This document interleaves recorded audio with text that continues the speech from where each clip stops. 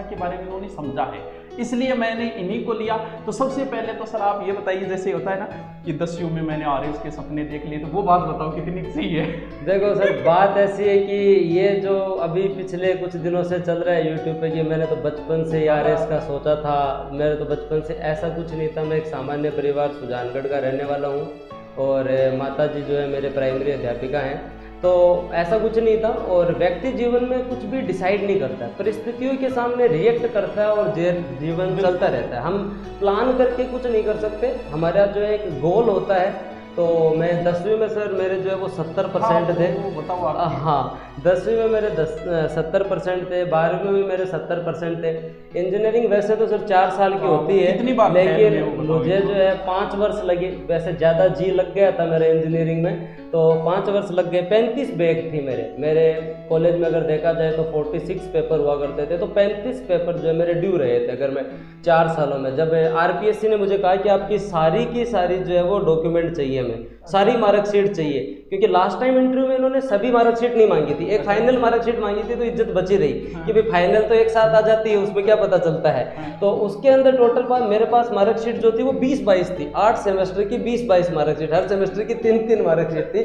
तो आपका educational background क्या है, आपका सोशल बैकग्राउंड क्या है, आपका फैमिली बैकग्राउंड क्या है, ये डिसाइड नहीं करता कि आप क्या बनेंगे। लोग आपके बारे में क्या सोचते हैं ये भी डिसाइड नहीं करता है। बिल्कुल बिल्कुल बिल्कुल। क्या है कि फेलियर विद्यार्थी जो है वो ज़्यादा सही बता पाता है इन चीज़ों को। सर बात आपकी एकदम जायज़। एक बात बताओ, आपको शायद नहीं ध्यान में, आप सिक्कर में एक बार आए थे। हाँ, और आरएस वालों को मोटिवेशन दे रहे थे आरएस के लिए। हाँ, पिछली बार कितनी रैंक थी? 534वीं रैंक थी पिछले आरएस के अंदर 2016। तो उस समय जब मैंने आपका वो सुना ना, आप मोटिवेशन कर रहे थे, हम बैठे थे सामने, टीचर बैठे थे सारे। तो उस समय मुझे जब आपने मोटिवेशन दिया बड़ा आनंद आया। बोले मैं तो क्या था, मैं तो खुद की बहन बोले गए तुम आरएस लागे। ये बात आपको भी याद है। हाँ, तो मैं तो सर सही मायने में अगर हम देखें तो सफल इंसान को हर काम सही लगता है कि हर चीज़ उसकी बहुत सही है, क्योंकि अगर असफलता पता चले ना तब पता चलता है कि कारण क्या रहे। सफलता के राज जो है वो कहीं से भी मिल जाएंगे। हर आदमी सुबह 5 चीज़ों को फॉलो करो तो जीवन ऐसे हो जाएगा, इन 5 को करो तो ऐसे। लेकिन असफलता के जो कारण होते हैं अगर हम उन्हें पता लगा लें तो ज़्यादा बेहतर है, क्योंकि नए बच्चों की यही सबसे बड़ी समस्या होती है। और एक मैं बच्चों को यही कहूँगा, जो डूबता है ना वही तैरता है, जो अगर तैरने की कोशिश ही नहीं करे तो फिर क्या हो सकता है। सबसे पहले तो ये बताओ, जैसे क्या है कि समाज का बहुत फेस करना पड़ता है। हाँ, ऐसी कोई बात लगी समाज की जो पीछे कुछ और रिजल्ट आती है उनका तुरंत रिएक्शन बदला हो, इसमें बड़ा आनंद आता है। मतलब ऐसा कोई घटना हुई? मेरी जर्नी से अगर देखो सुभाष जी, तो ये वास्तविकता है कि सफलता के बाद सब साथ हैं। बिल्कुल, मीठी मीठी बातें, मीठी मीठी पढ़ाइयाँ, मीठी मीठी जो है आपकी बधाइयाँ, और साथ ही साथ जो है वो मिठाइयाँ, तो शुगर बातों से भी हो जाए। लेकिन अगर हम समाज में असफलता को ध्यान देने लग जाए, सफल लोगों से ज़्यादा अगर हम असफल की तरफ भी देखें ना तो बहुत रिजल्ट निकल सकते हैं। हमारे समाज की ये समस्या है। मैं लास्ट टाइम 2016 में सर फेल हो गया था, 534वीं रैंक में। ऐसा हो गया था कि आरएस जो है लोगों की नज़र में कि सिलेक्शन हो गया, लेकिन कुछ अलॉटमेंट नहीं होता है 534 में। तो उस कंडीशन के अंदर लोगों को फेस करना मुश्किल हो गया, और लोग पूछने लगे और आरएस कद है थारी जोई भी कद होसी के करो भाई, ओह ये तो झूठा ही करा, आगे सिलेक्शन हो ही नहीं हो। तो ये जो ताने जो थे ये समाज की तरफ से आने लगे। ये अगर एक बात और बता दूं, जो मेरे तरीके के विद्यार्थी उनको मैं कहूँगा कि ये समाज जब तक आपको ताने नहीं मारेंगे ना तो मेरे जैसे लोग आरएस बनने का सोचेंगे ही नहीं, क्योंकि इनके ताने जो है ना वो एक तरीके से आग में घी है। हम जैसे लोग बनेंगे इनके तानों की वजह से, लेकिन कुछ लोग इनके तानों से डीमोटिवेट हो सकते हैं। कपिल चौधरी बना कोई बड़ी बात नहीं है, बहुत लोग बने, लेकिन मुद्दे की बात है अगर आप असफल लोगों के साथ हो, जो गांव में कोई टाबर पड़ा नहीं हुआ सिलेक्शन, उसको अगर आप जो है डीमोटिवेट ना करो, कोई ना भाई काल अगली बार हो जैसी। सर इसी बार का मैं आपको एग्जांपल देता हूँ। परिवार ही आपकी सबकी पूंजी है। अभी जो रिजल्ट आया था तो मैं थोड़ा टेंशन में था। 11:15 बजे रिजल्ट आया और मैंने रिजल्ट देखा, सारे बच्चे भी तैयार थे रिजल्ट देखने के लिए, और मेरा रोल नंबर 80-58 था। और मैंने क्या, मेरे लेफ्ट साइड की रैंक देख ली जल्दीबाजी में, राइट साइड की रैंक नहीं देखी। मेरी रैंक 129वीं और मैंने रैंक देख ली 892, मतलब 2 बार असफल था। पिछली बार 534 और इस बार 892। ये रैंक लेके मैं मेरे घर वालों के सामने आया। घर वालों को ये टेंशन की इसके टेंशन नहीं हो जाए, मेरे ये टेंशन की इनके टेंशन नहीं हो जाए। हम आधे घंटे तक चारों जो मम्मी पापा मैं और सिस्टर टेंशन में रहे, ठीक है। सारे बच्चों ने स्टेटस लगा दिए थे कि सर की 129वीं रैंक आ गई, लेकिन सर ने राइट में देखी नहीं, मैंने दूसरे रोल नंबर की रैंक देख ली 80, 58, 45 की। तो वो इतना हुआ, लेकिन वहाँ से मुझे ये पता चला कि परिवार फिर भी आपके साथ है। परिवार बोलता है कोई बात को नहीं हुई तो कोई बात नहीं, अगली बार वापस ट्राई। चलो अच्छा हुआ, भगवान की दया से हो गया, लेकिन जो परिवार ही आपका सब कुछ है।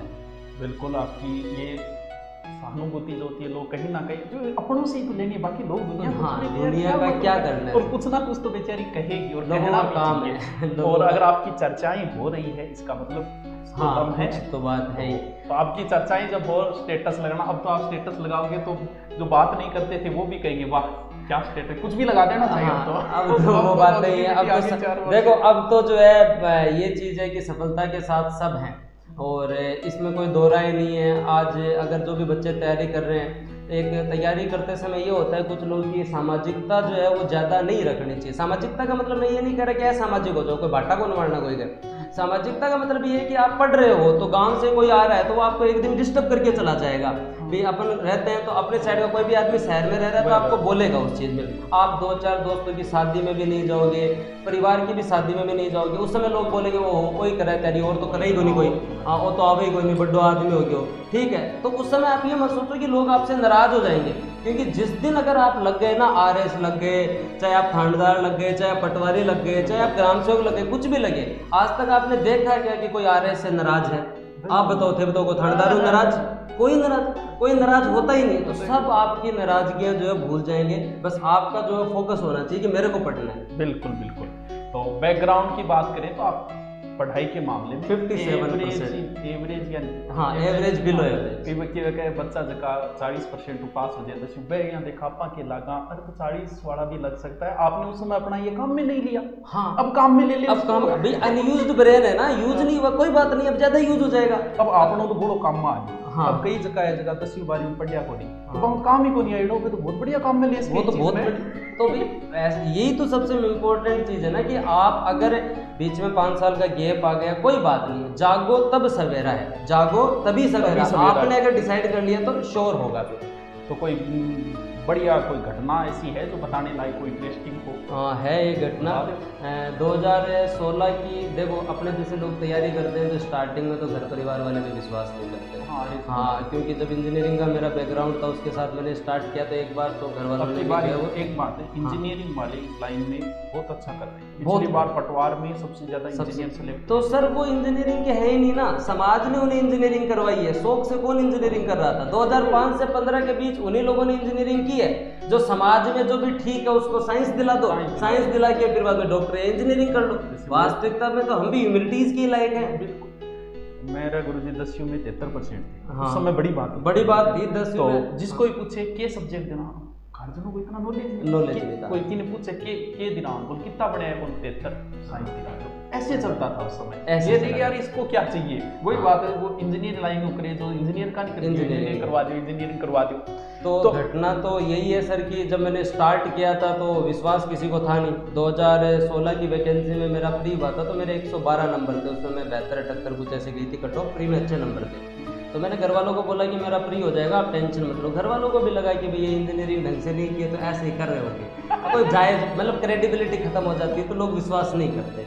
तो फिर घर वालों को भी, मम्मी पापा को तो विश्वास होता है, ये ओल्ड नहीं करते हैं। उसके बाद में जब मेरा रिजल्ट आया प्री का 2018 में तो मैं नाम नहीं लूँगा, और मेरे सिस्टर ने मुझे ये कहा, जो कज़न सिस्टर थी उन्होंने मुझे ये कहा कि एक बार रोल नंबर वापस चेक कर ले किसी और का देख लिया होगा ये घटना मुझे आज भी याद है। फिर मैंने कहा भाई ऐसा करियो, आप ही रख लो ये रोल नंबर, मेंस में भी आप ही देख लियो और इंटरव्यू में भी आप ही देख लियो मेरे रोल नंबर दो। तो ये एक घटना है कि एक ये घटना और एक घटना, एक चीज़ मैं बच्चों को बहुत तय दिल से बोलना चाहूँगा, आप कैसे रहते हो, आप कैसे पढ़ते हो, ये चीज़ें डिपेंड नहीं करते हैं। जैसे मैं जयपुर पढ़ा करता था तो सर मैंने एक रूम लिया था तो आंटी ने मुझे रूम दे दिया। अब हमारे वाले साइड के लोग कुर्ते पजामे पहनते हैं, बाइक ठीक है, बुलेट, तो उसके हिसाब से मेरे को रूम देने के बाद में अंकल जब आए शाम को तो अंकल ने कहा कि इस आदमी को कैसे रूम दे दिया, ऐसे आदमी को रूम देना तो गलत बात है। तो लोग जो है आप क्या पहनते हो, कैसे रहते हो, उससे डिसाइड नहीं होता है। फिर उसी अंकल ने 1 महीने बाद आके मुझे कहा कि यार तू हमारे यहाँ रहने वालों में सबसे ज़्यादा पढ़ने वाला टॉपर है।